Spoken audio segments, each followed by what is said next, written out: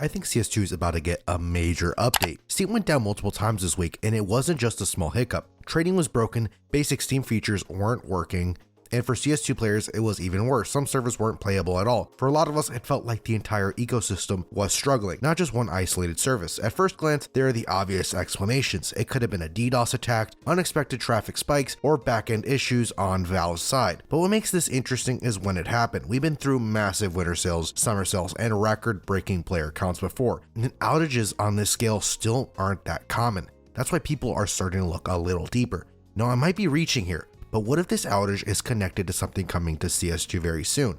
And this might sound really big copium. We haven't seen a meaningful CS2 update since December 18th, and if you call it even an update, which is unusual considering Valve's recent disappearance. Historically, long periods of silence often mean something larger is being prepared behind the scenes, rather than small incremental patches.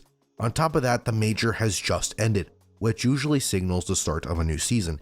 Season 4 is expected soon, and with that comes the usual shakeup, new skins, possibly a refreshed map pool, and potentially bigger systemic changes. I don't want to sound like a broken record, but if we're talking map rotations, I still think, at the bottom of my heart, Nuke is most likely candidate to leave, and its replacement will either be Cache or the snowy version of Cobblestone. And I think this is where it gets more speculative. What if this outage wasn't just about servers being overloaded, but about infrastructure changes?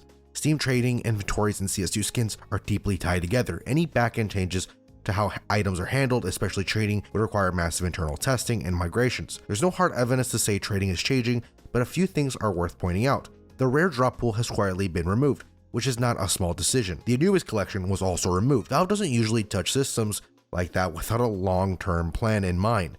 Whatever that means, reworking drops, preparing new collections, or adjusting how items enter the economy itself is clearly shifting. Another thing people overlook is how interconnected Steam is. CS2 servers going down alongside trading issues suggests this wasn't just a matchmaking problem, it points to core services being affected. If Valve is refactoring parts or Steam's backend to better support CS2 long term, it wouldn't be surprising. That said, it's important to stay grounded. This could still be nothing more than a bad week for Steam servers. Valve rarely explains outages in detail, and silence is pretty much their default communication now. But when you line up the timing, the end of the major, the lack of the recent updates, Season 4 approaching, it's hard not to think something is brewing. We know everyone at the Valve office is offline, and they probably won't be back till January 5th. Expect possibly some communication by Wednesday of that week, but I don't expect a major update until the following of the new year.